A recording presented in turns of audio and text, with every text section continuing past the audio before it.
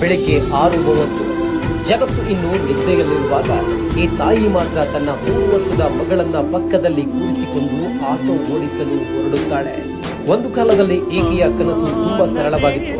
ಓದಿ ಒಳ್ಳೆಯ ಕೆಲಸ ಪಡೆದು ಮದುವೆಯಾಗಿ ಸುಂದರ ಸಂಸಾರ ಕಟ್ಟಿಕೊಳ್ಳಬೇಕು ಅಂತ. ಆದ್ರೆ 10ನೇ ತರಗತಿಯ ನಂತರ ಬಡತನ ಆ ಕನಸಿಗೆ ಬೇಕಾಗಿತ್ತು. ಮದುವೆಯಾಗಿ 2022ರಲ್ಲಿ ಮಗಳು ತೇಜು ಹುಟ್ಟಿದಳು. ಜೀವನ ಸಂಪೂರ್ಣವಾಗಿದೆ ಅನ್ನುವಷ್ಟರಲ್ಲಿ ಪತಿ ಕೆಲಸದ ನೆಪದಲ್ಲಿ ಊರಿಗೆ ಹೋದವರು ಮತ್ತೆ ಮರಳಿ ಬರಲಿಲ್ಲ. ಕೈಯಲ್ಲಿ ಪುಟ್ಟ ಮಗು. ಮುಂದೆ ಬದುಕಿನ ಪ್ರಶ್ನೆ. ಕೆಲಸ ಹುಡುಕಿದರು. ಸೆಕ್ಯೂರಿಟಿ ಗಾರ್ಡ್ ಕೆಲಸವೂ ಸಿಕ್ಕಿತು. ಆದ್ರೆ ಮಗಳನ್ನ ನೋಡಿಕೊಳ್ಳಲು ಯಾರೂ ಇರಲಿಲ್ಲ. ಆಗ ಆಕೆ ಒಂದು ನಿರ್ಧಾರ ತೆಗೆದುಕೊಂಡಳು. ನನ್ನ ಮಗಳನ್ನ ಬಿಟ್ಟು ನಾನು ಕೆಲಸಕ್ಕೆ ಹೋಗಲ್ಲ, ಮಗಳನ್ನ ಜೊತೆಗೆ ಕರೆದುಕೊಂಡು ಕೆಲಸ ಮಾಡ್ತೀನಿ. ಒಂದು ಆಟೋವನ್ನ ಬಾಡಿಗೆಗೆ ಪಡೆದು ಮಗಳನ್ನ ಪಕ್ಕದಲ್ಲಿ ಕೂರಿಸಿಕೊಂಡು ಆಟೋ ಓಡಿಸಲು ಶುರು ಮಾಡಿದಳು.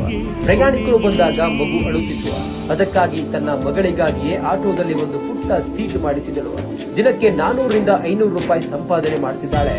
ಅದರಿಂದಲೇ ಮನೆ ಬಾಡಿಗೆ, ಊಟ, ಬದುಕು ಎಲ್ಲವನ್ನ ನಿಭಾಯಿಸುತ್ತಾ ಸ್ವಲ್ಪ ಹಣ ಉಳಿಸಿದಳು. ಕೊನೆಗೆ 5 ತಿಂಗಳ ಹಿಂದೆ EMI ನಲ್ಲಿ ತನ್ನದೇ ಆಟೋ ಖರೀದಿಸಿದಳು.